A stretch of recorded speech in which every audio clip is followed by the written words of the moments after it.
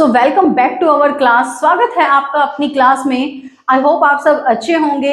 आज की क्लास में हम सीखेंगे 1.2 एक्सरसाइज का क्वेश्चन नंबर 1, 2 एंड 3। तो करते हैं स्टार्ट। सबसे फर्स्ट क्वेश्चन की तरफ बढ़ते हैं। Prove that root 5 is irrational. Root 5 को अपरिमेय संख्या सिद्ध करना है। इसका अर्थ ये है, सबसे पहले इसको प्रूव करने के लिए हम यूज करेंगे कंट्राडिक्शन मेथड। कंट्राडिक्शन मेथड क्या होता है, हम मान के चलेंगे इसको ये एक रैशनल नंबर है और हम सिद्ध कर देंगे कि ये इर्रेशनल नंबर है। तो मान लेते हैं सबसे पहले इसको, let us assume that root 5 is rational. Rational numbers को हम p बाई क्यू की फॉर्म में लिख सकते हैं या फिर a बाई बी की फॉर्म में भी लिख सकते हैं। सो हमने मान लिया कि रूट 5 एक परिमेय संख्या है, तो रूट 5 को हम लिख सकते हैं p बाई क्यू फॉर्म में, where p and q are coprime integers. q non zero, p and q are coprime integers. Coprime integers होते हैं सह अभाज्य पूर्णांक, मतलब ऐसे नंबर्स, ऐसे दो नंबर्स जिनका हाईएस्ट कॉमन फैक्टर 1 होता है। फॉर एग्जांपल 2 और 3 हमने दो को प्राइम नंबर्स लिए, तो 2 और 3 के बीच में कॉमन सिर्फ 1 आएगा, तो हम कह सकते हैं कि 2 एंड 3 आर को प्राइम नंबर्स। तो इसी तरीके से हमने ये मान लिया कि p and q are coprime integers and q must be non zero. तो p बाई q की फॉर्म में हम रैशनल नंबर को लिख सकते हैं। हमने इसको रैशनल नंबर मान लिया और हम यहाँ पर साबित कर देंगे कि p और q हमने को प्राइम माने हैं पर को प्राइम नहीं है। इसी को हम बोलेंगे कि ये कंट्राडिक्शन मेथड है। तो अब हम क्या करेंगे, सबसे पहले इस q को इधर ले जाएंगे, रूट 5 के साथ q की मल्टीप्लाई हो जाएगी, क्योंकि यहाँ पर डिवाइड हो रहा है राइट साइड में, लेफ्ट साइड में जाएगा तो मल्टीप्लाई हो जाएगा रूट 5 के साथ, और p ऐसे का ऐसे ही। उसके बाद हम करेंगे स्क्वेयरिंग बोथ साइड, दोनों तरफ वर्ग करने पर, स्क्वेयरिंग बोथ साइड्स।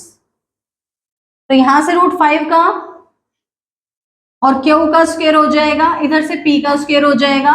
रूट 5 का स्क्वायर होगा 5, स्क्वायर से स्क्वायर रूट कट जाता है, इसका उल्टा होता है ये, और इधर से q का square is equal to p square. अब ये 5 यहाँ मल्टीप्लाई है, उधर जाके डिवाइड होगा, तो p स्क्वायर 5 से डिवाइड हो जाएगा। अब हम कह सकते हैं कि p square is divisible by 5। This implies p square is divisible या फिर डिवाइडेड बाय 5। अगर इसका स्क्वायर 5 से डिवाइड हो रहा है तो p भी 5 से डिवाइड होगा, p is also divisible by 5। तो हम मान लेते हैं कि p जो है इस टाइप का रहेगा 5m, मतलब p is a multiple of 5। p हमेशा 5 से डिवाइड होगा, where m is some integer, where m is some integer. अब इस p को हम पुट कर देंगे फर्स्ट में हम पुट करेंगे, तो फर्स्ट बिकम्स, तो फर्स्ट क्या इंप्लाई करेगा हमारे पास, q square is equal to p का स्क्वायर, मतलब p हमने क्या माना है 5m माना है, तो 5m का स्क्वायर क्योंकि p का स्क्वायर है अपॉन में 5। This implies q square is equal to 5 का स्क्वायर होगा 25, m का स्क्वायर होगा m स्क्वायर बाय 5। अब 5 से हम 25 को डिवाइड करेंगे तो 5 5 25, तो q स्क्वायर हमारे पास आ जाएगा 5m स्क्वायर। अब ये 5m स्क्वायर के साथ मल्टीप्लाई है, इसको लेफ्ट साइड में लेके आएंगे तो ये हो जाएगा q स्क्वायर बाय 5। तो अब हम कह सकते हैं कि q square is also divisible by 5। देखिए स्टूडेंट्स, यहाँ पर हमने बताया था कि p square is divisible by 5, this implies p is also divisible by 5। इसी तरीके से q भी 5 से डिवाइड हो गया, q square is divisible by 5, this implies q is also divisible by 5। इसका अर्थ ये हुआ कि p and q both having common factor 5 other than 1, but हम लेके चले थे कि p and q are coprime integers. Coprime integers मतलब हम लेके तो ये चले थे कि p and q have common factor 1, but हमने क्या प्रूव कर दिया कि p and q have common factor 5। So p and q having common factor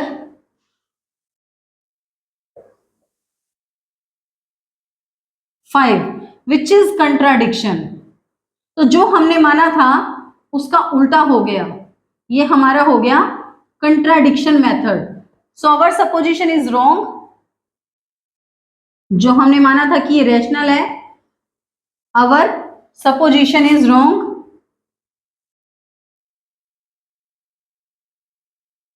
Therefore, √5 is irrational number। तो ये जो क्वेश्चन मैंने आपको समझाया, इसके तौर पर हम √2 को भी प्रूव कर सकते हैं, √3 को भी प्रूव कर सकते हैं और √7 को भी प्रूव कर सकते हैं। और 3 नंबर का क्वेश्चन आपका इस एक्सरसाइज से जरूर आता है, तो इस बात का आप ध्यान दें। मैंने यहाँ पर 1.3 एक्सरसाइज लिख दिया है। ये पुरानी बुक में जब हमारा सिलेबस पुराना था तो एक्सरसाइज 1.3 थी, लेकिन जो नया सिलेबस है उसमें ये एक्सरसाइज 1.2 है स्टूडेंट्स, इस बात का आप ध्यान दें। तो एक्सरसाइज 1.2 न्यू बुक और न्यू सिलेबस के अकॉर्डिंग है, 1.3 आपकी ये पिछले सिलेबस के अनुसार थी। तो फर्स्ट क्वेश्चन हमने किया कि कैसे √5 को सिद्ध किया हमने इररेशनल नंबर। सबसे पहले हमने इसको रैशनल माना और रैशनल नंबर की डेफिनेशन के अनुसार इसको p/q फॉर्म में लिखा।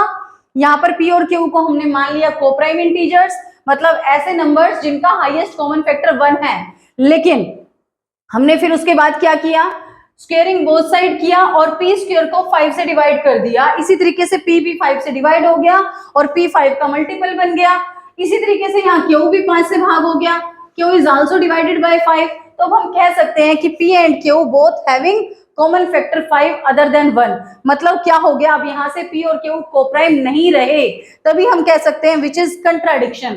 अवर सपोजिशन इज रॉन्ग, मतलब हमने जो सपोज किया था, जो माना था, जो अज्यूम किया था कि ये रैशनल है, वो गलत साबित कर दिया और अब हम कह सकते हैं कि √5 एक इररेशनल नंबर है। अब बढ़ते हैं सेकंड क्वेश्चन पर। तो सेकंड क्वेश्चन कुछ इस प्रकार है, प्रूव दैट 3 + 2 √5 इज इररेशनल। सिद्ध करो कि 3 + 2 √5 एक अपरिमेय संख्या है। तो इसको भी इसी मेथड से करेंगे, हम मान के चलेंगे एक रैशनल नंबर है। Let us assume that 3 + 2 √5 is rational, मतलब हम इसे मान लेंगे परिमेय संख्या। सो इसको भी हम p/q फॉर्म में लिख सकते हैं, which is equal to p/q and q is non zero, pq are coprime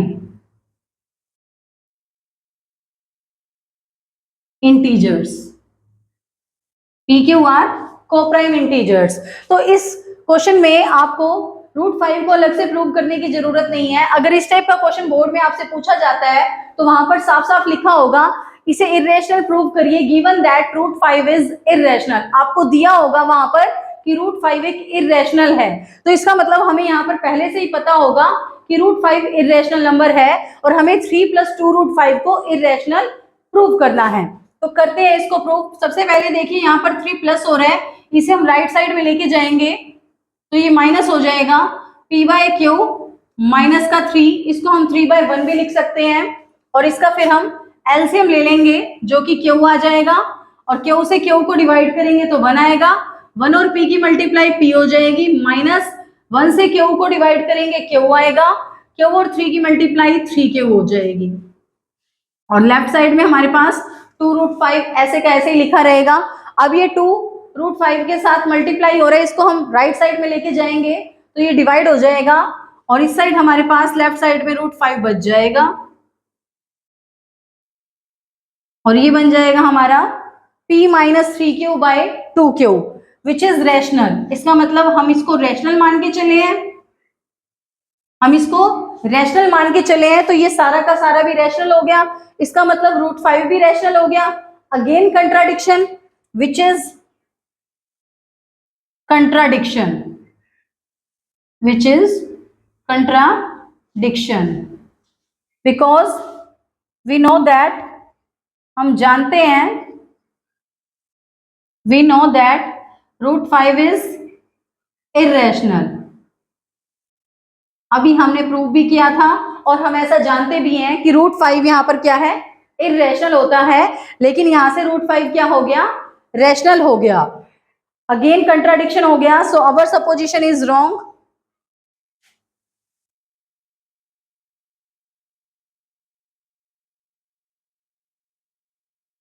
जो हमने सोचा था वो गलत साबित हुआ।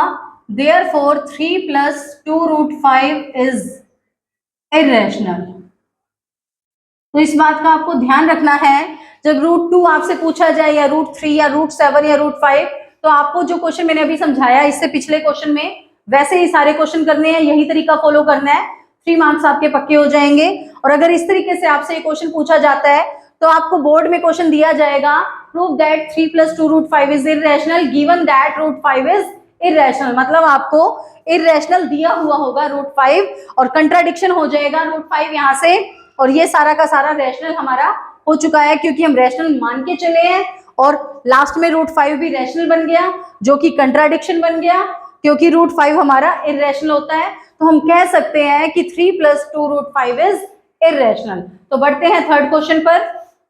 सो थर्ड क्वेश्चन कुछ इस प्रकार है, prove that 1/√2, 7√5 and 6 + √2 are irrational. तो यहाँ थर्ड क्वेश्चन में 3 पार्ट्स हैं जिन सबको इर्रेशनल प्रूव करेंगे हम 1 by 1 करके। सबसे पहले फर्स्ट पार्ट, वही काम, सबसे पहले हम इसको मान लेंगे, late us assume 1/√2 is rational. इसको मान लेंगे कि एक परिमेय संख्या है। सो 1/√2 को हम लिख सकते हैं p/q फॉर्म में, where q is non zero, pq are coprime integers. वही सारा काम जो पहले भी आप सीख चुके हैं पिछले क्वेश्चंस में। अब बस इसमें फर्क इतना है कि √2 को हमें प्रूव करने के लिए यहाँ 1/√2 दे रखा है, तो कोई दिक्कत वाली बात नहीं है। सबसे पहले √2 को इधर ले जाएंगे और q को इधर ले जाएंगे, तो q इधर जाके 1 से मल्टीप्लाई हो जाएगा और √2 उधर जाके p से मल्टीप्लाई हो जाएगा। उसके बाद हमारा वही स्टेप जो हमने फर्स्ट क्वेश्चन में अप्लाई किया था, स्क्वेयरिंग बोथ साइड्स, दोनों तरफ वर्ग करने पर q स्क्वायर √2 का स्क्वायर इंटू p का स्क्वायर, तो ये हो जाएगा हमारा 2p स्क्वायर और यहाँ पर आ जाएगा q स्क्वायर। अब 2 यहाँ p स्क्वायर के साथ मल्टीप्लाई है, इसको लेफ्ट साइड में लेके जाएंगे तो ये डिवाइड हो जाएगा।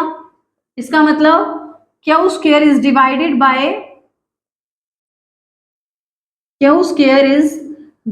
By two. मतलब क्या है, q का स्क्वायर 2 से भाग होता है या फिर 2 q स्क्वायर को भाग करता है। अगर q स्क्वायर को 2 भाग करता है तो q को भी 2 भाग करेगा। तो q किस फॉर्म का होगा, हम मान लेंगे कि q जो है हमारा 2m फॉर्म का है, 2 का मल्टीपल है, वेयर m इज इंटीजर। अब इसको हमने मान लिया इक्वेशन फर्स्ट, तो इस फर्स्ट में हम q की जगह पर 2m रख देंगे। तो फर्स्ट इंप्लाइज या फर्स्ट बिकम्स q स्क्वायर मतलब 2m का square by 2 is equal to p square. q की जगह पर हमने 2m रख दिया और q का स्क्वायर था और q की जगह हमने 2m रखा तो 2m का भी स्क्वायर हो जाएगा, 2 का स्क्वायर हो जाएगा 2 × 2 4, फिर m का स्क्वायर हो जाएगा m square.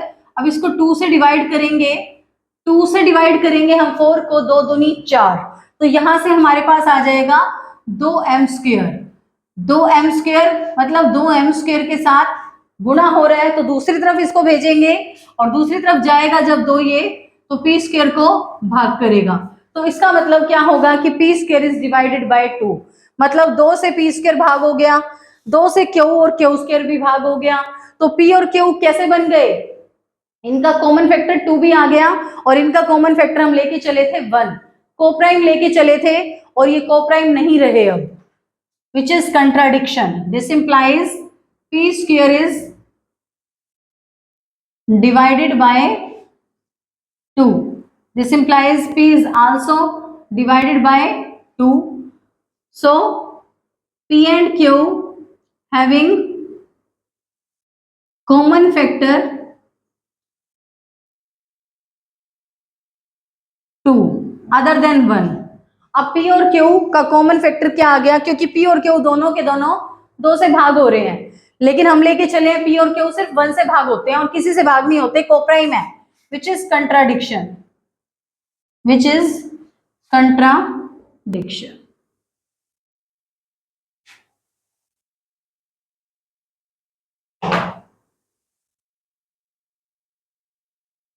So 1/√2 is irrational। तो हम कह सकते हैं कि हमने जो माना था ये रैशनल, वो कंट्राडिक्शन हो गया, इसका मतलब 1/√2 इज इर्रेशनल। बढ़ते हैं सेकंड पार्ट पर, इसी तरीके से होगा सेकंड पार्ट आपका। सेकंड पार्ट में अगर स्टूडेंट्स आपको दिया हुआ है कि prove that 7√5 is irrational given that √5 is irrational, अगर आपको दिया हुआ है कि √5 इर्रेशनल दिया हुआ है, तब तो हमें सेकंड क्वेश्चन के मेथड से करना है इस तरीके से। अगर ये नहीं दे रखा, सपोज आपको ये नहीं दिया हुआ √5 इज इर्रेशनल, तो हमें √5 को यहाँ इर्रेशनल प्रूव करना होगा। तो सबसे पहले हम इसको मान लेंगे रैशनल मान लेंगे, तो P/Q फॉर्म में लिखेंगे सबसे पहले, तो √5 यहाँ पर रह जाएगा और 7 इधर जाके क्या होगा, डिवाइड हो जाएगा। हमने इसको रैशनल मानना है, फर्स्ट लाइन वही है, let us assume 7√5 is rational. अगर ये रैशनल है तो P/Q फॉर्म है, Q नॉन जीरो है, PQ कैसे है, कोप्राइम है। ये ऐसे की ऐसे ही लाइन लिखनी है आपको हर क्वेश्चन में, सभी क्वेश्चंस में ये लाइन लिखनी है आपको, शुरुआत ऐसे ही होगी। अब यहाँ 7 मल्टीप्लाई हो रहे हैं, इधर जाके डिवाइड हो गया, इसका मतलब ये क्या बन गया, रैशनल बन गया।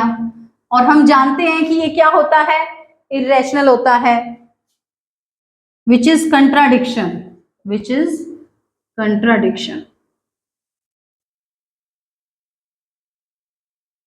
because we know that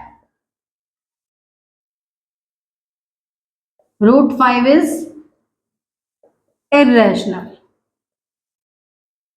therefore 7√5 is irrational। बढ़ते हैं थर्ड पार्ट पर।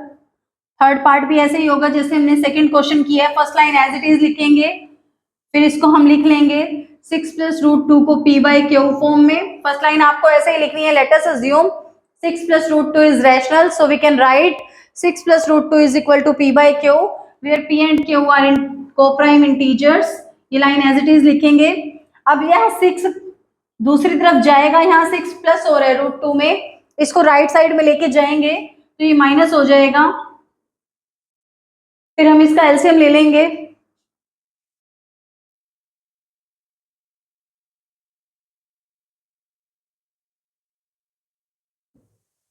√2 is equal to P/Q minus 6/1।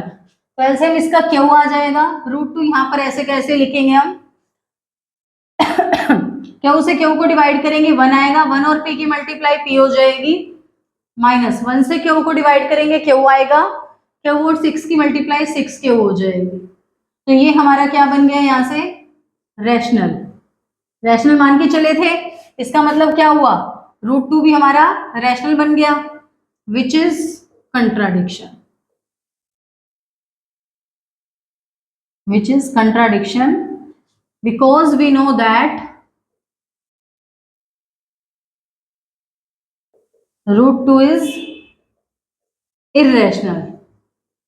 Contradiction किस बात का हुआ कि यहां से √2 हमारा रैशनल बन गया था, इसलिए कंट्राडिक्शन हुआ, क्योंकि हम जानते हैं कि √2 is irrational number, therefore our supposition is wrong, so 6 plus √2 is irrational। तो इस तरीके से हमने तीनों पार्ट्स, तीनों क्वेश्चन के कंप्लीट कर लिए हैं। आई होप आपको ये समझ में आ गया होगा। अगर आपको हमारा कंटेंट समझ में आता है तो हमारी वीडियो को शेयर कर सकते हैं और हमारे चैनल को सब्सक्राइब कर सकते हैं।